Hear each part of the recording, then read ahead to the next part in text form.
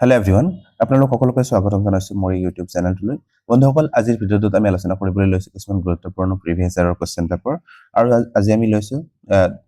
17 জানুৱাৰী 2023ত যি আমাৰ এক্সাম হৈ গৈছিলে সেটাটো তাৰে ফাৰ্স্ট পেপাৰ সেকেন্ড ল্যাঙ্গুৱেজ কোন ইয়াত সব কেইবাটাও সেটত এক্সাম হৈছিলে তাৰে মানে এটা সেট মই আনিবলৈ চেষ্টা কৰিছো ইয়াত 17 জানুৱাৰী যেটো হৈছিলে মানে ফাৰ্স্ট পেপাৰ সেইখিনি লৈ আহিছো আজি সো দেৰি নকৰি পুনঃ ষ্টাৰ্ট কৰিছো আজিৰ ভিডিঅ'টো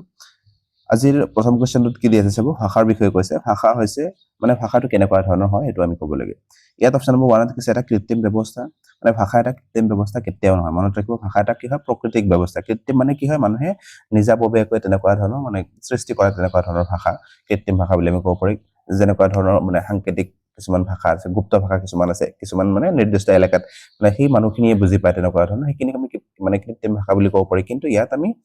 আজিখিনি দিছে আৰু ভাষাৰ বিষয় দিছে ভাৰল ভাষাটো কেতিয়াও কৃত্ৰিম নহয় মনত ৰাখিব এটো এটা প্ৰাকৃতিক ভাষা হয় আৰু কৈছে এটা নীতি নিয়ন্ত্ৰিত ব্যৱস্থা 3 নম্বৰত কৈছে এটা ব্যাকৰণগত ব্যৱস্থা আৰু 4 নম্বৰত কৈছে এটা ব্যৱস্থা যত নীতি নিয়ম থাকে ইয়াত চাব 4 নম্বৰ অপচনটো যেটো কৈছে যে এটা ব্যৱস্থা যত নীতি নিয়ম থাকে ভাষাক আমি এনেকুৱা ধৰণৰ এটা ব্যৱস্থা বুলি ক'ব নোৱাৰো যত নীতি নিয়ম থাকিব আৰু তেনেকুৱা ধৰণৰ ক'ব নোৱাৰো আৰু তিনিত যেটো কৈছে যে এটা ব্যাকৰণগত ব্যৱস্থা মানে ব্যাকৰণ এটা থাকিব লাগিব ভাষাত কিন্তু এনেকুৱা নহয় যে ব্যাকৰণটোৱে মানে ভাষাটোক চলাই থাকিব ব্যাকৰণগত ব্যৱস্থা বুলি আমি ক'ব নোৱাৰো ইয়াত যেটো 2 নম্বৰ অপচনটো দিয়া আছে যে এটা নীতি নিয়ন্ত্ৰিত ব্যৱস্থা মানে ভাষাটো কি হয় মানে বিভিন্ন ধৰণৰ নীতি নিয়ম থাকিব ভাষাৰ মাজত আৰু মানে ভাষাই কি কৰিব সেই নীতি নিয়মখিনি নিৰ্ধাৰণ কৰিব আৰু এই কাৰণে ক'ব পাৰো যে অপচন নম্বৰ 2 টো ইয়াৰ শুদ্ধ উত্তৰ যে এটা নীতি নিয়ন্ত্ৰিত ব্যৱস্থা অপচন নম্বৰ 2 এতিয়া আছে নেক্সট কোৱেশ্চনটোলৈ কোৱেশ্চন নম্বৰ 2 কোৱেশ্চন নম্বৰ 2 ত কি কৈছে চাব যে ভাৰতৰ বিদ্যালয়ৰ বা বিদ্যালয় শিক্ষাত ভাষা কৌশলটো কি বুলি জানা যায় আমাৰ যি ইণ্ডিয়ান মানে কি কৰা হৈছে ক্লাছৰুমবোৰ যে আছে বা স্কুলবোৰ যে আছে তাৰ ক্ষেত্ৰত কৈছে যে ভাৰতৰ বিদ্যালয় বা বিদ্যালয় শিক্ষাৰ ক্ষেত্ৰত কৌশলটো মানে ভাষাৰ যেটো কৌশল আছে এই কৌশলটোক আমি কি বুলি ক'ব পাৰো অপচন নম্বৰ 1 ত কৈছে বহুভাষিকতা ত্ৰিভাষা সূত্ৰ চৰকাৰী ভাষা আচৰণ আৰু ৰাষ্ট্ৰীয় শিক্ষা নীতি 2020 ইয়াত চাব আমাৰ যি ভাৰতৰ শিক্ষা ব্যৱস্থা আছে তাত বিভিন্ন ধৰণৰ সময়ত বা বিভিন্ন সময়ত কি কৰিছে বিভিন্ন শিক্ষা নীতি আহিছে আৰু এই যেটো ইয়াত দিছে নেশনাল এডুকেশ্যন পলিসি 2020 এইটোৱে কিন্তু মানে ভাষাৰ কৌশল বুলি মানে নবুজায় এটো একচুয়ালি কি কৰে ভাষাৰ কৌশলটো কেনেকুৱা ধৰণৰ হ'ব মানে এই সংখ্যাটোৱে ভাষাৰ কৌশলবোৰ কেনেকুৱা ধৰণৰ হ'ব লাগে এটোৱে কি কৰে নিৰ্ধাৰণ কৰে সো আমি সেই কাৰণে 4 নম্বৰ অপচনটো নহয় এটো কাটি দিছো তাৰ পিছত কৈছে চৰকাৰী ভাষা আচৰণ মানে চৰকাৰৰ তেনেকুৱা ধৰণৰ ভাষা আচৰণ আনা নাই এটো এই এনইপি 2020 হে আনিছিলে ন আমি যদি চাব যাও ইয়াত এতিয়া থাকিল দুটা বহুভাষিকতা আৰু ত্ৰিভাষা হয়তো ইয়াৰ ভিতৰত কোনটো হ'ব লাগে মনত ৰাখিব আমাৰ যিখিনি শ্ৰেণী কোঠা আছে এইখিনিত বহুভাষিকতা হ'ব লাগে কিন্তু কেনেকুৱা ধৰণৰ হ'ব লাগে মাতৃভাষা কেন্দ্ৰিক বহুভাষিকতা মানে সৰু যিখিনি ষ্টুডেন্ট মানে স্কুললৈ যায় স্কুললৈ যোৱাৰ পিছত তেওঁলোকে বিভিন্ন ধৰণৰ পৃষ্ঠভূমিৰ পৰা যায় আৰু যোৱাৰ পিছত তেওঁলোকে এটা ভাষাও লৈ যায় ন সেই ভাষাটোক বা সেই মাতৃভাষাটোক আমি কি কৰিব লাগিব এটা সমল হিচাপে লৈ মানে বহুভাষিক মানে শ্ৰেণী কোঠা এটা সৃষ্টি কৰিব লাগিব তেনেকুৱা ধৰণৰ কিন্তু ইয়াত যেটো কৈছে শিক্ষাৰ মানে শিক্ষাত ভাষা কৌশলটোৰ কথা কৈছিল ন ইয়াত যদি আমি চাব যে অপচন নম্বৰ 2 দিয়া আছে যে ত্ৰিভাষা সূত্ৰ মানে আমাৰ যেটো শিক্ষাৰ মানে ভাষাৰ যেটো ব্যৱস্থা হয়তো ত্ৰিভাষা থ্ৰী ল্যাঙ্গুৱেজ ফৰ্মুলা আছে তাৰে হৈছে কি মানে প্ৰথমটো হৈছে নিজৰ মাতৃভাষা আৰু দ্বিতীয়টো হৈছে ইংৰাজী ভাষা আমাৰ ইংৰাজী অসমত ইংৰাজী ভাষাই সেকেন্ড ল্যাঙ্গুৱেজ হিচাপে ধৰা হয় আৰু তৃতীয় ল্যাঙ্গুৱেজটো যিকোনো এটা হ'ব পাৰে যিকোনো মানে আমাৰ যি ভাৰতীয় সংবিধান আছে তাৰ ভিতৰত মানে মডাৰ্ন যিকোনো এটা ভাৰতীয় ভাষা হ'ব লাগিব সো ইয়াত যদি আমি চাব যাও ত্ৰিভাষা সূত্ৰ যেটো দি আছে এটোই হ'ব ইয়াৰ শুদ্ধ উত্তৰ এতিয়া আছে নেক্সট কোৱেশ্চনটোলৈ কোৱেশ্চন নম্বৰ 3 কোৱেশ্চন নম্বৰ 3 ত কি কৈছে চাব যে এটা শিশু পাটনাৰ পৰা মুম্বাইলৈ গ'ল বিদ্যালয়ত কেইবাটাও ভাষাৰ সৈতে ইংৰাজী শিকিলে ইয়াত কৈছে যে এটা শিশু পাটনাৰ পৰা মানে বিহাৰৰ পাটনাৰ পৰা মুম্বাইলৈ গুচি গ'ল আৰু তেওঁ কি কৰিছে বিদ্যালয়ত বহুকেইটা ভাষা শিকিছে আৰু সেই ভাষাকেইটাৰ লগতে ইংৰাজী ভাষাটো কি কৰিছে শিকিছে এটো মনত ৰাখিব ইংৰাজী ভাষাটো কি কৰিলে তেওঁ শিকিলে তাৰ পিছত কৈছে সমনি আৰু ওচৰ চুবুৰীয়াৰ সৈতে কথা বতৰাৰ যোগেদি তেওঁ মাৰাঠী শিকিলে এই উদাহৰণটোৰ পৰা কি বুজা যায় ইয়াত কি কৈছে চাব তেওঁ বিদ্যালয় মানে আমি যদি কও ভাষা শিকন আৰু ভাষা আহৰণ দুটা পৃথক বস্তু আছিল ন ল্যাঙ্গুৱেজ একুইজিশন আৰু ল্যাঙ্গুৱেজ লাৰ্নিং দুটা বস্তু আছিল সো ল্যাঙ্গুৱেজ একুইজিশনটো কি হয় মনত ৰাখিব ল্যাঙ্গুৱেজ একুইজিশনটো হৈছে যেতিয়া আমি পৰিবেশৰ পৰা মানে অচেতন ভাৱে মানুহৰ লগত কথা বতৰা পাতি যেতিয়া আমি এটা ভাষা মানে অচেতন ভাৱে শিকি গৈছো কোনো কষ্ট কৰিবলগীয়া হোৱা নাই ইয়াত তেতিয়া আমি তাক কি বুলি ক'ব পাৰো এই যেটো ল্যাঙ্গুৱেজ একুইজিশন যেটো আছে বা ভাষা আহৰণ যেটো আছে এটো তেতিয়া হয় আৰু ল্যাঙ্গুৱেজ লাৰ্নিং যেটো আছে বা ভাষা শিকন যেটো আছে এটো ক'ত হ'ব আমাৰ প্ৰপাৰ এটা মানে কিহৰ ভিতৰত হ'ব লাগিব যেনেকুৱা ধৰণৰ বিদ্যালয়লৈ গৈছে শিশুসকলে বিদ্যালয়লৈ যোৱাৰ পিছত তেওঁলোকে কি কৰিছে আন এটা ভাষা শিকিছে মানে প্ৰপাৰ এফৰ্ট দিব লাগিব মানে কষ্ট কৰিব লাগিব এই দ্বিতীয় ভাষাটো শিকাৰ ক্ষেত্ৰত যেনেকুৱা ধৰণৰ ইয়াত কি কৰিছে বিদ্যালয়তো কেইবাটাও ভাষাৰ সৈতে ইংৰাজী শিকিছে মানে এটো বিদ্যালয়ত শিকিলে ন সেই কাৰণে এটো কি হ'ব ভাষা শিকনৰ ভিতৰত ধৰিম আৰু এইটো চাব ইয়াত কি কৈছে ওচৰ চুবুৰীয়াৰ লগত কথোপকথনৰ যোগেদি বা কথা বতৰাৰ যোগেদি তেওঁ মাৰাঠী শিকিছে আৰু সেইকাৰণে মাৰাঠীটো তেওঁৰ কি হ'ব ভাষা আহৰণৰ ভিতৰত আমি ধৰিম সো ইয়াত যদি চাব যাওঁ অপচন নম্বৰ 1 কি কৈছে দুয়োটা ভাষা শিকন আৰু ভাষা আহৰণ মানে দুয়োটা ভাষাই শিকনো হৈছে আৰু ভাষা আহৰণো হৈছে বুলি আমাক কৈছে তেনেকুৱা ধৰণৰ আমি ক'ব নোৱাৰো এটা ভাষা আহৰণ এটা শিকন বুলি আমি স্পেসিফিকলি পাইছো দুই নম্বৰত কৈছে ইংৰাজী ভাষা শিকাটো হৈছে ভাষা আহৰণ ইংৰাজী ভাষাটো শিকাটো ভাষা আহৰণ নহয় ভাষা শিকনৰ ভিতৰত আমি ধৰিম আৰু মাৰাঠী ভাষা শিকাটো হৈছে ভাষা শিকন এটো নহয় তিন নম্বৰত কৈছে ইংৰাজী ভাষা শিকাটো হৈছে ভাষা শিকন এটো আমি পালো ন ইংৰাজী ভাষাটো হৈছে ভাষা শিকন আৰু মাৰাঠী ভাষা শিকাটো হৈছে ভাষা আহৰণ অপচন নম্বৰ যেটো 3 দিয়া আছে এটো হ'ব ইয়াৰ শুদ্ধ উত্তৰ এতিয়া আছে নেক্সট কোৱেশ্চনটো লৈ কোৱেশ্চন নম্বৰ 4 কোৱেশ্চন নম্বৰ 4 ত কি কৈছে চাব যে পিটাৰে মাতৃভাষা খুব ভালকৈ পঢ়িব আৰু ইংৰাজীটো মানে কি কৰিব পাৰে ভাষাটো তেওঁ বেছ ভালকৈ পঢ়িব আছে ইয়াত দাৰি দি কোৱেশ্চন পৃথক কৰি দিছে যে পিটাৰ নামৰ এজন ভাষা মানে ষ্টুডেন্ট আছে তেওঁ নিজৰ যি মাতৃভাষা আছে এই ভাষাটো খুব ভালকৈ পঢ়িব পাৰে আৰু লগতে ইংৰাজী যেটো ভাষা আছে এই ভাষাটো ভালকৈ মানে তেওঁ পঢ়িব পাৰে মানে মাতৃভাষাৰ লগতে তেওঁ আন এটা ভাষাও ভালকৈ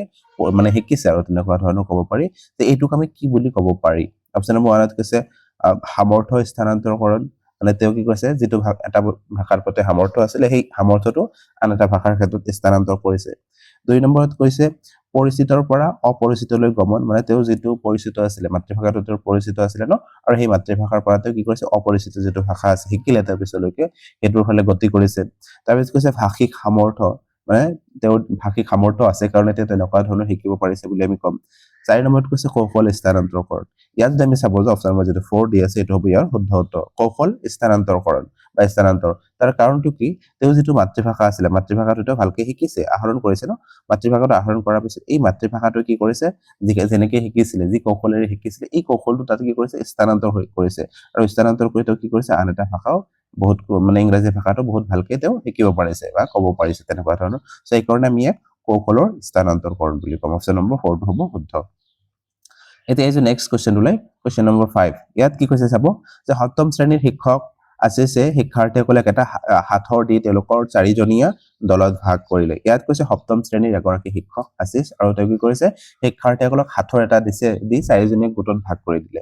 এই চাৰিজনীয়া দলৰ শিক্ষাৰ্থীসকলে এই হাতৰটো ভাঙিবলৈ কি কৰিব লাগে বুলি ভাবিছে হেয়া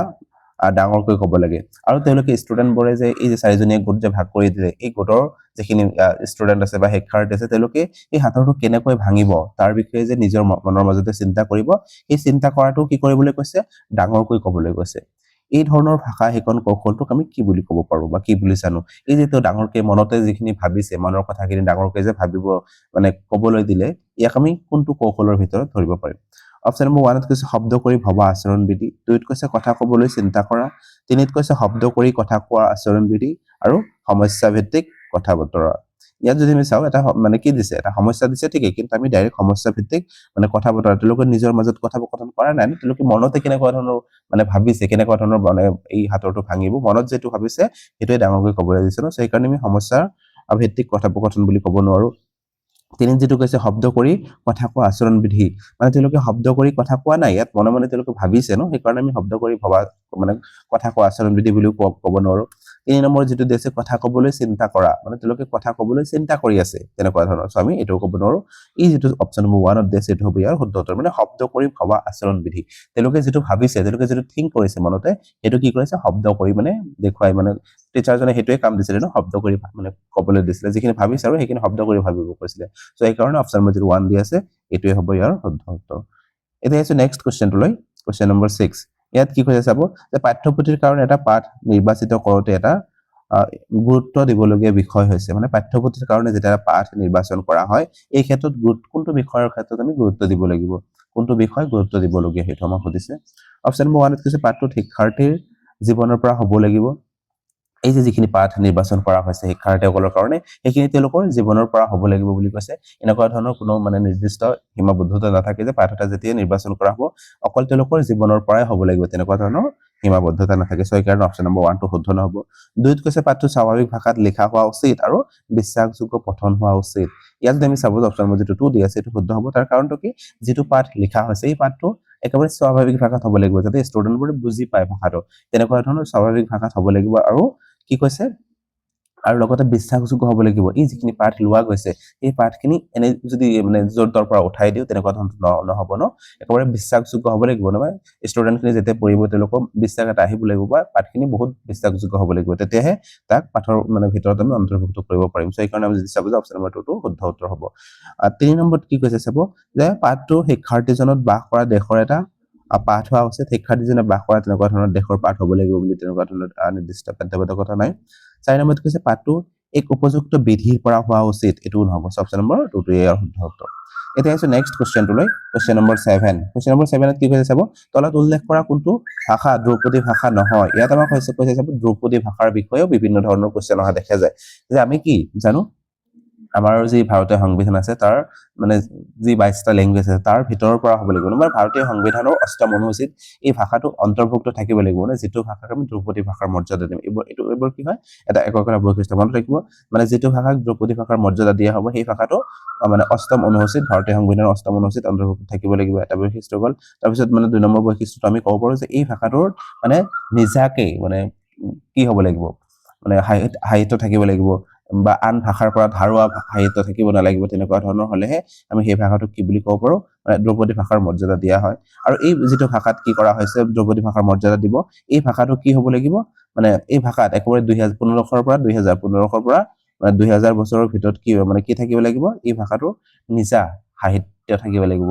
মহাভাৰত নহয় মানে কাব্য মহাকাব্য থাকিব লাগিব তেতিয়াহে তাক কি কৰা হ'ব মানে সাহিত্যিক মৰ্যাদা দিয়া হ'ব মানে দ্ৰৌপদী ভাষাৰ মৰ্যাদা দিয়া হ'ব যেনেকুৱা ধৰণৰ আমাৰ অসমীয়া ভাষাটোক দ্ৰৌপদী ভাষাৰ মৰ্যাদা দিয়া হৈছিল 2023 চনত আমাৰ অসমীয়া ভাষাটোক মৰ্যাদা তেনেকুৱা ধৰণৰ মানে দ্ৰৌপদী ভাষাৰ মৰ্যাদা দিয়া হৈছে সো ইয়াত আমাক সেইবোৰ বুজা নাই মই কৈ দিছো আৰু জাস্ট এনে বুজিবৰ কাৰণে জানিবৰ কাৰণে ইয়াত আমাক কৈছে দ্ৰৌপদী ভাষা কোনটো নহয় আপোনালোকে মন কৰিব আমাৰ বৰ্তমানলৈকে 11টা দ্ৰৌপদী ভাষা আছে 11টা দ্ৰৌপদী ভাষা আছে প্ৰথমে 7টা আছিল যদিও তাৰ পিছত কি কৰিছে 2023 ত 4টা ভাষা অন্তৰ্ভুক্ত কৰিছে তাৰ ভিতৰত আছিল আমাৰ অসমীয়া বাংলা পালি আৰু প্ৰাকৃত এই 4টা ভাষা কি কৰিছিলে অন্তৰ্ভুক্ত কৰিছিলে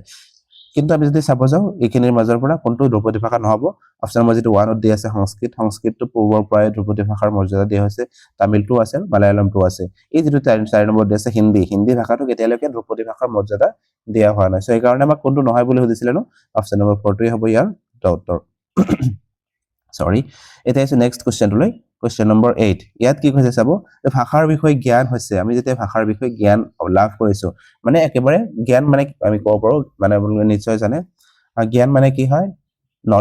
নলেজ মানে আমি জাস্ট ওপৰে বস্তুখিনি চাই গৈছো একেবাৰে ডিপলি মানে ইমান চোৱা নাই ভাষাৰ বিষয়ে ইমান ডিপলি চোৱা নাই কোনো এটা ভাষাৰ বিষয়ে আমি পঢ়িছো একেবাৰে ডিপলি নচোৱাকৈ মানে ওপৰে চাই গৈছো আকৌ যেতিয়া মোক মানে ইনফৰমেশনখিনি লাগিব সেই ইনফৰমেশনটো তেতিয়া আমি প্ৰয়োগ কৰিম এনেকুৱা নহয় যে মই ভাষাটো ধুনীয়াকৈ ক'ব পৰা হৈছো লিখিব পৰা হৈছো তেনেকুৱা ধৰণৰ জ্ঞান নহয় ইয়াত খালি কৈছে ভাষাটোৰ বিষয়ে মই ওপৰে বস্তুখিনি জানি থৈছো এনেকুৱা ধৰণৰ জ্ঞানক আমি কি বুলি ক'ব পাৰিম অপশ্যন নম্বৰ 1ত কৈছে পদ্ধতিগত জ্ঞান বা প্ৰচিজাৰেল নলেজ নিশ্চয় আপোনালোকে গমে পায় পদ্ধতিগত জ্ঞান কি হয় যে যেতিয়া আমি কোনো এটা ভাষা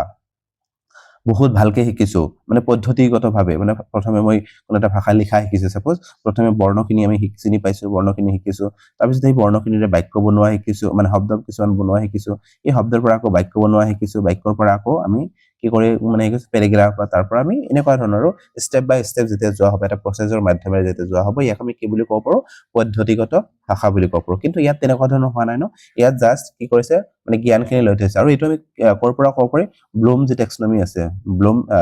ব্লুম টেক্সনমি যে আছে তাৰ পৰা মানে লোৱা আছে জ্ঞানটো মানে তেওঁ কি কৰিছিলে 6টা ষ্টেপ দিছিলে ন মানে তেনেকুৱা ধৰণৰ সো তাৰ ভিতৰত জ্ঞানটো একেবাৰে তলৰ কাপোৰ কি আছিল ন সো এপ্লিকেশন তেনেকুৱা ধৰণৰ আমি হ'ব লাগিব তেতিয়া এটা আমি প্ৰচিজাৰেল নলেজৰ ভিতৰত ধৰিব পাৰিম মানে তেওঁ এপ্লাই কৰিব জানিব লাগিব বস্তুটো কিন্তু ইয়াত তেনেকুৱা ধৰণৰ কোৱা নাই ইয়াত যদি আমি চাব যাওঁ তেওঁ জাস্ট জ্ঞানখিনি লাগে লৈ থৈছে অপশ্যন নম্বৰ যেটো 2 দিয়া আছে বৰ্ণনামূলক বা ঘোষণামূলক বা ডিক্লাৰেটিভ নলেজটো হ'ব ইয়াৰ শুদ্ধ উত্তৰ তাৰ কাৰণটো কি ডিক্লাৰেটিভ নলেজ মানে এনেকুৱা ধৰণৰ হয় যে মই খালি ইনফৰমেশনখিনি লৈ থৈছো আৰু য'ত প্ৰয়োজন হ'ব মই সেই ইনফৰমেশনখিনি কি কৰিম ব্যৱহাৰ কৰি দিম সেই জ্ঞানখিনি মই ব্যৱহাৰ কৰিম সো ইয়াকে আমি কি বুলি ক'ব পাৰো বৰ্ণনামূলক বা ঘোষণামূলক জ্ঞান বুলি ক'ব পাৰো অপশ্যন নম্বৰ 2 টো হ'ব ইয়াৰ শুদ্ধ উত্তৰ তিনিত কৈছে পদ্ধতি ভিত্তিক বা প্ৰণালী ভিত্তিক জ্ঞান সো এইটো আমি পালো ন এইটো নহয় এটা ভাষাৰ ব্যাকৰণ সো ইয়াত ব্যাকৰণৰ কথাই নাহে অপশ্যন নম্বৰ 2 টো হ'ব ইয়াৰ শুদ্ধ উত্তৰ এতিয়া আছে নেক্সট কোৱেশ্চনটোলৈ কোৱেশ্চন নম্বৰ 9 ইয়াত কি কৈছে চাব যে ভাষাৰ কেন্দ্ৰিতা হৈছে মানে ভাষাৰ যে কেন্দ্ৰীয়তা আছে মানে হেতু কি হয় একচুয়ালি আমি ক'ব লাগে ইয়াত চাব কেন্দ্ৰীয়তা বা চেন্ট্ৰেলিটি কি হয় মানে মূল কেন্দ্ৰ আমি যেতিয়া ভাষা এটা শিকিছো স্কুললৈ গৈছো স্কুললৈ যোৱাৰ পিছত মই কি কৰিছো ইংৰাজী শিকিছো মানে ভাষাৰ কথা কৈছো আৰু ইংৰাজী শিকিছো ইংৰাজী ভাষা যেটো আছে সেই ইংৰাজী ভাষাটো কি কৰিছো শিকিছো তাৰ পিছত কি কৰিছো মানে গণিত শিকিছো লগতে কি কৰিছো বিজ্ঞান শিকিছো সমাজ বিজ্ঞান এনেকুৱা ধৰণে কি কৈছে বিভিন্ন বিষয় যে আছে সেই বিষয়বোৰ কি কৰিছো আমি শিকি আছো আৰু এই যে বিভিন্ন ধৰণৰ বিষয় যে আমি শিকিলো এই বিষয়বোৰ শিকোতে আমাৰ কি লাগিব এটা ভাষা লাগিব ন সাপোজ মই ইংৰাজী ভাষাটো বাদ দি অসমীয়া ভাষাটোৰ কথাই কৈছো সাপোজ আমাৰ পাঠ্যপুথিবোৰ কেনেকুৱা ধৰণৰ হয় ডিজাইন কৰা হৈছে অসমীয়া ভাষাটো প্ৰথম ক্লাছ 8 লৈকে মাতৃভাষাতে শিক্ষা দিবলৈ কোৱা হৈছে সো আমি যদি বুজাও এই যেটো অসমীয়া ভাষা আছে ইংৰাজী ভাষাটো কাটি দিছো সাপোজ এই অসমীয়া ভাষাটোত আমি কি কৰিম নিজৰ যেটো মাতৃভাষা আছে অসমীয়া ভাষা হেতুও শিকিম গণিতটো শিকিম বিজ্ঞানটো শিকিম সমাজ বিজ্ঞানটো শিকিম এনেকুৱা ধৰণৰ কি হৈছে মানে ভাষাক কেন্দ্ৰ কৰি আমি বিভিন্ন ধৰণৰ বিষয় শিকি আছো ইয়াকে আমি কি বুলি ক'ব পাৰো ভাষাৰ কেন্দ্ৰিতা মানে বিভিন্ন ধৰণৰ বিষয় কি হ'ব তাত জড়িত থাকিব ভাষাৰ জৰিয়তে আমি শিকিম সো এতিয়া আমি আহিম অপচন 2 ৰ ফালে অপচন কেটাৰ ফালে তাত কি দি আছে ইয়াত কৈছে বিষয়বস্তুৰ শিকনত ভাষাৰ ভূমিকা আছে বুলি স্বীকাৰ কৰা ইয়াত যদি আমি চাবো যে অপচন যেটো 1 দি আছে এটোই শুদ্ধ যেন লাগিছে ন যে বিষয়বস্তুৰ শিকনত আমি যে বিভিন্ন ধৰণৰ বিষয়বস্তুবোৰ শিকিছো এই শিকনত ভাষাৰ এক বিশেষ ভূমিকা আছে বুলি আমি স্বীকাৰ কৰিবই লাগিব আমি ভাষা নোহোৱাকে আমি বিষয়বস্তুবোৰ শিকিব পাৰিম জানো নোৱাৰিম আৰু সেই ভাষাৰ সেইকাৰণে আমি কেন্দ্ৰীয়তা বুলি আমি অলৰেডি পালো ন সো অপচন নম্বৰ 1 টো শুদ্ধ হয় দুইত কৈছে ভাষা নিলগে শিকাৰো নিলগে শিকা বস্তু বুলি স্বীকাৰ কৰা মানে ভাষাটো আমি এনেকুৱা ধৰণৰ নিলগত মানে এক্সট্ৰাকে শিকিছো তেনেকুৱা ধৰণৰ বস্তু নহয় অপচন নম্বৰ 2 টো শুদ্ধ নহব তিনিত কৈছে ভাষাৰ শিকন এটা আন্তৰৰ লগত সম্পৰ্কিত বুলি স্বীকাৰ কৰা আমি যদি চাবো যে অপচন নম্বৰ 3 দি আছে এটো পজিটিভ হয় কিন্তু ইয়াত মানে ভাষাৰ শিকন এটা আন্তৰৰ লগত সম্পৰ্কিত বুলি স্বীকাৰ কৰিবলৈ কৈছে মানে এটো হয় এটো সঁচাই হয় কিন্তু এই যে আমাৰ যেটো ভাষাৰ কেন্দ্ৰীয়তাৰ কথা কৈছিল ন ভাষাৰ কেন্দ্ৰীয়তা বুলি ক'বলৈ হলে কি লাগিব আমাৰ মানে এটা ভাষাক কেন্দ্ৰ কৰি আমি বহুকেটা বিষয় শিকিম এটোই কৈছে ন ইয়াতে বিষয়বোৰ শিকাৰ ক্ষেত্ৰত আমাৰ এই ভাষাই বহুত গুৰুত্বপূৰ্ণ ভূমিকা পালন কৰিব যদিও এটো পজিটিভ হয় কিন্তু আমাৰ কোশ্চেন মানে আমাক কি বিচাৰিছে সেই হিচাপত আমি এনসাৰটো দিব লাগিব ন সো সেই কাৰণে আপোনালোকে বহুতে মোক কমেন্ট কৰে যে স্যাৰ মানে আপুনি যেটো মানে কি কৈছে এনসাৰ শুদ্ধ বুলি কৈছে হেতু নহয় বেলেগ এটা সাপোজ ইয়াতে 3 নম্বৰ যেটো অপচন দিছে বহুতে মোক কমেন্ট কৰিব পাৰে যে 3 নম্বৰ অপচনটো শুদ্ধ হবে কিন্তু সব আপোনালোকৰ ভাষাৰ মানে আমাক কোশ্চেনটো কেনেকুৱা ধৰণৰ হদিছে মানে কোশ্চেনটোৰ ধৰণ হিচাপে আমি এনসাৰবোৰ দিব লাগিব এনেকুৱা ধৰণৰ হয় সেটাটো চাৰিটা কোশ্চেন মানে অপচন যে থাকে আৰু এই চাৰিটা অপচনে কেতিয়াবা শুদ্ধ হয় কিন্তু আমি চাব লাগিব এই চাৰিটাৰ ভিতৰত কোনটো বেস্ট হয় এটো আমি বা কোশ্চেন আমাক কি হদিছে এই কোশ্চেনৰ হিচাপত আমি এনসাৰ দিবলৈ চেষ্টা কৰিব লাগিব সো মনত ৰাখিব এইবোৰ কথা অপচন নম্বৰ যেটো 1 আছে এই ক্ষেত্ৰত এটোই ইয়াৰ শুদ্ধ উত্তৰ হ'ব এতিয়া হৈছে নেক্সট কোশ্চেনটো লৈ কোশ্চেন নম্বৰ 10 ইয়াত কি কৈছে পোৰ্টফোলিওৰ কথা কৈছে মানে পত্ৰাধাৰ বা পোৰ্টফোলিও মূল্যায়ন কি বা মূল্যায়ন হৈছে কেনেকুৱা ধৰণৰ হয় অপচন নম্বৰ 1 ত কৈছে শিক্ষাৰ্থীৰ শ্ৰেণীকোঠাৰ ভিতৰত শিকনৰ খতিয়ান মানে শ্ৰেণীকোঠাৰ ভিতৰত শিক্ষাৰ্থী কি মানে বিষয়ত পিছ পৰি আছে সেইখিনি আমি খতিয়ান লৈছো তাৰ পিছত 2 নম্বৰত কৈছে শিক্ষাৰ্থীৰ অসুবিধা বা তেওঁ ক'ত পিছ পৰি আছে হেতু বিচাৰি উলিওৱা এটো নহয় 3 নম্বৰত কৈছে বাৰ্ষিক পৰিষদৰ পৰীক্ষা সমৰ্থন কৰা এটো নহয় আৰু 4 নম্বৰত কৈছে শিক্ষাৰ্থীৰ সকলো ধৰণৰ শিকন কাৰ্যৰ মূল্যায়নৰ বাবে খতিয়ান লোৱা বা খতিয়ান ৰখা আমি যদি চাবো যে অপচন নম্বৰ 4 দি আছে এটো হ'ব ইয়াৰ শুদ্ধ উত্তৰ পোৰ্টফোলিও মানে কি হয় চাবো যে পোৰ্টফোলিও মানে আছে এনেকুৱা ধৰণৰ এটা শিকন মানে এনেকুৱা ধৰণৰ এটা বস্তু যত গোটেই বছৰটোতে কি কৰিলে কি ভাল কাম কৰিছে বা কি বেয়া কাম কৰিছে তেওঁৰ আচৰণখিনি কেনেকুৱা ধৰণৰ হয় গোটেইখিনি বস্তু তাত কি কৰা হ'ব মানে অন্তৰ্ভুক্ত কৰা হ'ব তেওঁৰ মানে গুণখিনিৰ লগতে তেওঁৰ দোষখিনিও তাত অন্তৰ্ভুক্ত কৰা হ'ব সো ইয়াক আমি কি বুলি ক'ব পাৰো পোৰ্টফোলিও বুলি ক'ব সো ইয়াত হেতুয়ে দিছে ন যে শিক্ষাৰ্থীৰ সকলো ধৰণৰ শিকন কাৰ্যৰ মূল্যায়নৰ বাবে খতিয়ান ৰখা অকল এটা বিষয়ত আমি তেনেকুৱা ধৰণৰ খতিয়ান ৰাখিলে নহব গোটেইখিনি বিষয়ত লোকৰ মানে কি কৰিব লাগিব আমি মানে হিচাপ ৰাখিব লাগিব তেতিয়া আমি তাক পোৰ্টফোলিও বুলি ক'ব পাৰিম অপচন নম্বৰ 4 টো হ'ব ইয়াৰ শুদ্ধ উত্তৰ এতিয়া হৈছে নেক্সট কোশ্চেনটো লৈ কোশ্চেন নম্বৰ 11 ইয়াত কি কৈছে চাব হাৰ গ্ৰহণ বা স্কিমিং কি হয় আমি ক'ব লাগে হাৰ গ্ৰহণ বা এটো কি হয় পঠনৰ এটা ভাগ হয় মানে পঠনৰ বিভিন্ন ধৰণৰ ভাগ আছিল ন আমি পাইছিলো সো তাৰে ভিতৰত এটা আছিল হাৰ গ্ৰহণ আৰু হাৰ গ্ৰহণ বা স্কিমিং মানে কি আমি সামগ্ৰিকভাৱে যেতিয়া কোনো এটা পাঠ এটো সাপোজ এটা পাঠ হৈছে আৰু এই সামগ্ৰিকভাৱে আমি কি কৰিছে এই পাঠটো বুজ এটা লৈছো ইয়াকে আমি কি বুলি ক'ব হাৰ গ্ৰহণ বা স্কিমিং বুলি ক'ব না সাৰাংশ জানিবৰ কাৰণে বা মূল পাঠটো কেনেকুৱা ধৰণৰ হয় সেই গোটেইখিনি বস্তু এটা আভাস ল'বৰ কাৰণে যেতিয়া পঢ়া হয় ইয়াকে আমি স্কিমিং বুলি ক'ব পাৰো ইয়াত অপচন নম্বৰ 1 টো কৈছে যে পাঠৰ সৰ্বাত্মক অৰ্থৰ বাবে পঠন আমি যদি চাবো অপচন নম্বৰ 1 টোই শুদ্ধ হয় 2 নম্বৰত কৈছে বিশেষ তথ্যৰ বাবে পঢ়িলে এটো কি হ'ব মানে স্ক্যানিং হ'ব নে নাই মানে স্কিমিং নহয় স্ক্যানিং হ'ব আমি বিশেষ কোন এটা তথ্যৰ বিষয়ে মানে পঢ়ি গৈছো 3 নম্বৰত কৈছে লেখকৰ অভিপ্ৰায় বুজিবৰ কাৰণে পঠন আৰু 4 নম্বৰত কৈছে পাঠ অতিক্ৰমী পঠন মানে পাঠৰ অতিক্ৰমী গৈ তেনেকুৱা ধৰণৰ পঠন সব যদি চাবো এটো নহয় অপচন নম্বৰ যেটো 1 ত দি আছে যে পাঠৰ সৰ্বাত্মক যি অৰ্থ আছে আমি সেইখিনি জানিবৰ কাৰণে পঠন কৰিছো ইয়াকে হাৰ গ্ৰহণ বুলি কম এতিয়া আহিছো নেক্সট কুৱেশ্যনটোলৈ কুৱেশ্যন নম্বৰ 12 ইয়াত কি হৈছে চাব যোগ্যতা ভিত্তিক শিক্ষণ মানে যোগ্যতা ভিত্তিক শিক্ষণ বা কম্পিটেন্সি বেসড টিচিং কি বুজায় আমি ক'ব লাগে যোগ্যতা ভিত্তিক ভাষা শিক্ষণে কোনটো চাৰিটা যে অপচন আছে তাৰ ভিতৰত কোনটো শুদ্ধ অপচন কেইটা পৰিচয় হ'ব অপচন নম্বৰ 1 ত কি কৈছে চাব যে শিক্ষাৰ্থীসকলক বিষয়বস্তু দখলৰ ওপৰত গুৰুত্ব দিয়াত সহায় কৰা মানে শিক্ষাৰ্থীসকলৰ মানে যোগ্যতা ভিত্তিক ভাষা শিক্ষণে এইটো বুজাইছে বা শিক্ষণ এনেকুৱা ধৰণৰ বুজাইছে যে শিক্ষাৰ্থীসকলৰ বিষয়বস্তুৰ দখলৰ ওপৰত গুৰুত্ব কেনেকুৱা ধৰণৰ আমি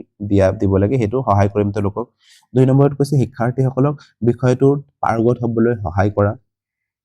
3 নম্বৰত কৈছে শিক্ষাৰ্থীসকলৰ মাজত আৰু কৰ্মক্ষেত্ৰৰ কাৰ্য সম্পন্ন কৰিবলৈ শিকায় 4 নম্বৰত কৈছে শিক্ষাৰ্থীসকলক উচ্চ শতাংশৰ নম্বৰ পাব মানে পোৱাত সহায় কৰে আমি যদি চাব যে এটোটো নহয় এটো একেবাৰে ভুলে হয় বাকি যে তিনিটা দিয়া আছে চাব শিক্ষাৰ্থীসকলৰ মাজত আৰু কৰ্মক্ষেত্ৰৰ কাৰ্য সম্পন্ন মানে শিক্ষাৰ্থীসকলৰ মাজত আৰু তেওঁলোকৰ যি কৰ্মক্ষেত্ৰ আছে কৰ্মক্ষেত্ৰত কেনেকুৱা ধৰণৰ মানে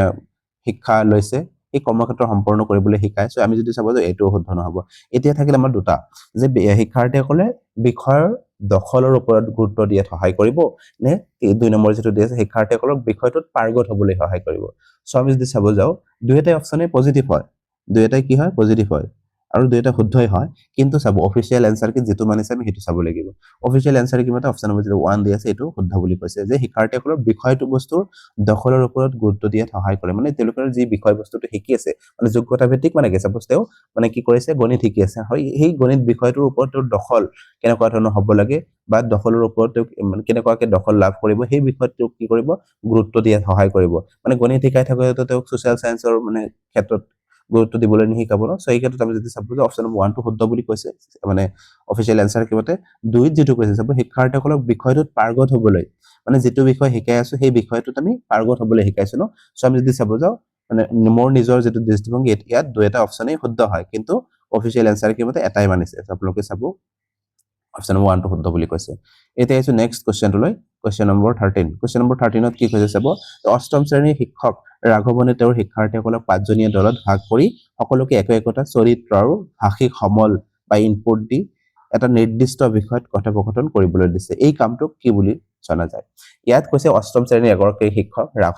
ৰাঘৱনে তেওঁৰ শিক্ষাৰ্থীসকল যে আছে তেওঁলোকক কি কৰিছে পাঁচজনীয়া গোটত ভাগ কৰি দিছে আৰু পাঁচজনীয়া গোটত ভাগ কৰি দি কিছুমান চৰিত্ৰ তেওঁলোকক দিছে আৰু কিছুমান ভাষিক সমল বা কিছুমান সংলাপ তেওঁলোকক দিছে আৰু সেইখিনি দি তেওঁলোকক কি কৰিব দিছে কথোপকথন পাতিব মানে কৰিব দিছে এজন আন এজনৰ লগত সেইখিনি চৰিত্ৰখিনি ৰূপায়ণ কৰিবলৈ দিছে এই তেনেকুৱা ধৰণৰ কামটো দিলে ইয়াক আমি কি বুলি ক'ব পাৰো অপচন নম্বৰ 1 ত কৈছে শব্দ কৰি ভাষা ভবা আচৰণ বিধি মানে ইয়াত শব্দ কৰি ভবা আচৰণ বিধি নহয় যেনেকৈ মনে মনে ভাবিব দিয়া হোৱা নাই ন তেওঁলোকক এটা চৰিত্ৰ দিয়া হৈছে আৰু কিছুমান সংলাপ দিয়া হৈছে কিন্তু অভিনয় কৰি দেখুৱা বুলি কোৱা হৈছে সো ইয়াত যদি আমি চাব যে 2 নম্বৰ অপচনটো যেটো দি আছে নাটকৰ চৰিত্ৰ ৰূপায়ণ বা ৰোল প্লে কৰিবলৈ দিয়া হৈছে তেওঁলোকক 3 নম্বৰ যেটো দিছে নাট্যকলা বা নাটকীয় আচৰণ তেনেকুৱা ধৰণৰ নহয় ভাষা বিকাশ মিবোৰ শুদ্ধ বুলি নহয় ক'ব নোৱাৰো অপচন নম্বৰ যেটো 2 দি আছে ৰোল প্লে এটো ইয়াৰ শুদ্ধ উত্তৰ হ'ব এতিয়া আহিছো নেক্সট কোৱেশ্চনটোলৈ কোৱেশ্চন নম্বৰ 14 ইয়াত কি হৈছে চাব এগৰাকী শিক্ষয়িত্ৰীয়ে তেওঁৰ শ্ৰেণীটো কেনেদৰে পৰিকল্পনা কৰি সজাইছে যে মানে এনেদৰে পৰিকল্পনা কৰি সজাইছে যে শিক্ষাৰ্থীসকলে মূল ধাৰণাটো টুকি ৰাখি এটা ৰূপৰেখা তৈয়াৰ কৰিছে মানে ইয়াত কিছুমান প্ৰিন্টিং মিস্টেক হৈছে চাব ৰূপৰেখা তৈয়াৰ কৰিছে প্ৰথমে খচৰাটো লিখিছে সেইখিনি তাৰ পিছত কি কৰিছে ঠিক ঠাক কৰি মানে লিখনিটো সম্পূৰ্ণ কৰিছে তেওঁলোকে লেখনৰ শ্ৰেণীত সম্পূৰ্ণ কৰি দিয়ে মানে এনেকুৱা ধৰণৰ স্টেপ মানে ফলো কৰিছে প্ৰথমে কি কৰিছে তেও কথাখিনি ভাবিছে মানে কেনেকুৱাকে লিখিব লাগিব টপিক এটা দিয়াৰ লগে লগে সেই টপিকটোৰ ওপৰত ভাবিছে তাৰ পিছত সেইখিনি লৈ তেও কি কৰিছে খচৰা প্ৰস্তুত কৰিছে আৰু সেই খচৰাখিনি তেও কি কৰিছে মানে পুনৰ পৰীক্ষা কৰি চাইছে আৰু পৰীক্ষা কৰি একবাৰে যেতিয়া সম্পূৰ্ণ প্ৰুফ ৰিডিং কৰি সম্পূৰ্ণ হৈছে তেতিয়া কি কৰিছে জমা দি দিছে এই যে তেও মানে এটা পদ্ধতিৰ মাজেৰে গল এটা ইয়াক আমি কি বুলি ক'ব পাৰো মানে শিক্ষায়ত মানে ছাত্ৰ ছাত্ৰীসকল যে আছে শিক্ষাৰ্থীসকল যে আছে কোনটো স্টেপ ফলো কৰে এতলৈকে অপচন নম্বৰ 1 ত আছে প্ৰক্ৰিয়া ভিত্তিক শিক্ষণ যা প্ৰসেস বেসড লাৰ্নিং ইয়াত আমি চাব যাও মানে এটা প্ৰক্ৰিয়া লেখনৰ এটা আমি দুটা ভাগ পাইছিলো ন এটা আছে প্ৰসেস এপ্ৰোচ আৰু এটা আছে প্ৰডাক্ট এপ্ৰোচ ইয়াত যদি চাও মানে প্ৰক্ৰিয়া তেওঁলোকে কি কৰিছে এটা প্ৰক্ৰিয়াৰ মাজেৰে পাৰ হৈছে ন লেখনৰ প্ৰক্ৰিয়া আছে প্ৰক্ৰিয়া ভিত্তিক শিক্ষণ বুলি কৈছে ইয়াত অকল শিক্ষণ বুলি আমি ক'ব নোৱাৰো ন এই 2 নম্বৰ অপচনটো যেটো দি আছে লেখনৰ প্ৰক্ৰিয়া পদ্ধতি মানে প্ৰসেস এপ্ৰোচ টু ৰাইটিং মানে আমি লেখনৰ ক্ষেত্ৰত এটো প্ৰয়োগ কৰা হৈছে ন সেই কাৰণে লেখনটো আমি লগাব লাগিব অপচন নম্বৰ 2 দি আছে এটো হ'ব ইয়াৰ শুদ্ধ উত্তৰ মানে প্ৰক্ৰিয়া মানে কি এটা প্ৰক্ৰিয়া স্টেপ বাই স্টেপ আমি পাৰ হ'ব লাগিব আৰু প্ৰডাক্ট মানে হৈছে ডাইৰেক্ট কৈ দিছে আৰু লিখি দিছে যেনেকুৱা ধৰণৰ কোনো প্ৰক্ৰিয়া পাৰ কৰা নাই তেওঁলোকে ইয়াক আমি মানে কি বুলি ক'ব পাৰো প্ৰডাক্ট এপ্ৰোচ কিন্তু ইয়াত এটা প্ৰক্ৰিয়া নিৰ্দিষ্ট এটা প্ৰক্ৰিয়াৰ কথা কৈ দিছে ন প্ৰথমে ভাবিছে তাৰ পিছত খচৰা প্ৰস্তুত কৰিছে তেনেকুৱা ধৰণৰ এটা পদ্ধতিৰ মাজেৰে গৈছে কাৰণ আমি কি বুলি ক'ব পাৰিম লেখকৰ প্ৰক্ৰিয়া ভিত্তিক পদ্ধতি অপচন নম্বৰ 2 টো হ'ব ইয়াৰ শুদ্ধ উত্তৰ এতিয়া আহিছো নেক্সট কুৱেশ্যনটোলৈ, অৰ্থাৎ আজিৰ ভিডিঅ'টোৰ শেষৰটো কুৱেশ্যন। ইয়াত কি কৈছে চাব, তলৰ কোনটো উপায় উচ্চাৰণ শিকনৰ ক্ষেত্ৰত ফলদায়ক? ইয়াত যে চাৰিটা মানে কি দি আছে, উপায় দি আছে, তাৰ ভিতৰত কোনটো উচ্চাৰণ আমি এটা শিকোৱাৰ ক্ষেত্ৰত ফলদায়ক হ'ব? চাব, উচ্চাৰণ আমি শিকাই আছো ন, উচ্চাৰণ শিকাওঁতে কি কৰিব লাগিব? আমি তেওঁলোকক মানে পাঠ এটা পঢ়িব দিব পাৰো, বা কি কৰিব পাৰো তেওঁলোকক, ছাপোজ মই এটা শব্দ কৈ দিছো, ইয়াত ছাপোজ মই কি কৈছো, এটা যিকোনো এটা শব্দ কৈছো, আৰু এই শব্দটোৰ লগত মিল থকা আৰু বিভিন্ন ধৰণৰ শব্দ আমি ক'ব পাৰো ন, সেই শব্দটোৰ লগত মিল থকা বিভিন্ন ধৰণৰ শব্দ যদি আমি তেওঁলোকক মানে ক'বলৈ দিম, এটা শব্দ পাইছো আমি পাঠত, আৰু সেই শব্দটোৰ লগত মিল থকা বিভিন্ন ধৰণৰ শব্দ মই দিছো, সেই শব্দবোৰ যেতিয়া তেওঁলোকে উচ্চাৰণ মানে কৰি যাব, তেতিয়া আমি কি বুলি কওঁ, মানে কি কৰিব পাৰিম, উচ্চাৰণৰ যিটো মানে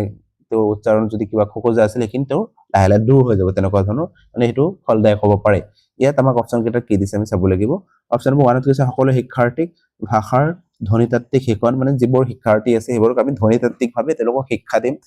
ইয়াত উচ্চাৰণ জড়িত হৈ মানে ইমান যদিও উচ্চাৰণৰ ক্ষেত্ৰত এইটো ফলদায়ক নহ'ব, এইটো আমি কাটি দিব পাৰো। 2 নম্বৰটো কৈছে শব্দ আৰু ধ্বনি স্বৰলিপিৰ জৰিয়তে শিকোৱা, মানে শব্দ যিখিনি আছে আৰু ধ্বনি যিখিনি আছে, স্বৰলিপি কেনেকুৱা ধৰণৰ হয়, এইখিনি আমি কি কৰিছো মানে শিকাইছো, তাৰ জৰিয়তে শিক্ষা দিছো। 2 নম্বৰত কৈছে প্ৰভেদমূলক যোৰাৰ দ্বাৰা উদাহৰণ দি বুজাই দিয়া, আৰু 4 নম্বৰত কৈছে আখৰ আৰু ধ্বনিৰ মাজত অনুৰূপতা উদাহৰণ সহজ বা উদাহৰণ সহিত বুজাই দিয়া। ইয়াত যিটো কৈছে অপশ্যন নম্বৰ 3, প্ৰভেদমূলক যোৰা দ্বাৰা উদাহৰণ দি বুজাই দিয়া, মানে প্ৰভেদমূলক যোৰা মানে কি হয়, যে মানে মই কিছুমান শব্দ পাইছো পাঠত, এটা শব্দ পাইছো, আৰু সেই শব্দটোৰ লগত মিল থকা বিভিন্ন ধৰণৰ, মিল থকা মানে কি উচ্চাৰণ একে ধৰণৰ হ'ব পাৰে, মানে প্ৰভেদমূলক যোৰা হৈছে যে উচ্চাৰণ একেই হ'ব, কিছুমান শব্দ এনেকুৱা ধৰণৰ আছে কিন্তু অৰ্থ বেলেগ বেলেগ হ'ব পাৰে, বা মানে এটা শব্দৰ লগত মিল থকা ৰাইম যেনেকুৱা ধৰণৰ আছে ন, কুট ফুট চুট, এনেকুৱা ধৰণৰ আমি কিছুমান শব্দ পাইছিলো ন, মানে এটা শব্দৰ লগত মিল থকা আন কিছুমান যেতিয়া শব্দ আমি তেওঁলোকক চিমিলাৰ শব্দ কিছুমান দি দিয়া যাব, তেতিয়া তেওঁলোকৰ উচ্চাৰণ কি হ'ব, লাহে লাহে ইম্প্ৰুভ হৈ থাকিব। আমি যদি চাব যে সেইকাৰণে অপশ্যন নম্বৰ যিটো 3 দি আছে, প্ৰভেদমূলক যোৰা আমি তেওঁলোকক দিলে উচ্চাৰণ কি হ'ব, লাহে লাহে তেওঁলোকৰ মানে ভাল হৈ থাকিব। উচ্চাৰণৰ ক্ষেত্ৰত এইটো এটা ফলদায়ক পদ্ধতি হ'ব। অপশ্যন নম্বৰ 3 হ'ব ইয়াৰ শুদ্ধ উত্তৰ। আজিৰ ভিডিঅ'টোত এই 15টা কুৱেশ্যন আলোচনা কৰিলো। যদি ভিডিঅ'টো ভাল পায় লাইক আৰু শ্বেয়াৰ কৰিব, আৰু এতিয়াও যদি আমাৰ চেনেলটো ছাবস্ক্ৰাইব কৰা নাই, ছাবস্ক্ৰাইব কৰি কাষত থকা বেল আইকনটো দবাই ৰাখিব। ভিডিঅ'টো সকলোৱে চোৱাৰ বাবে ধন্যবাদ।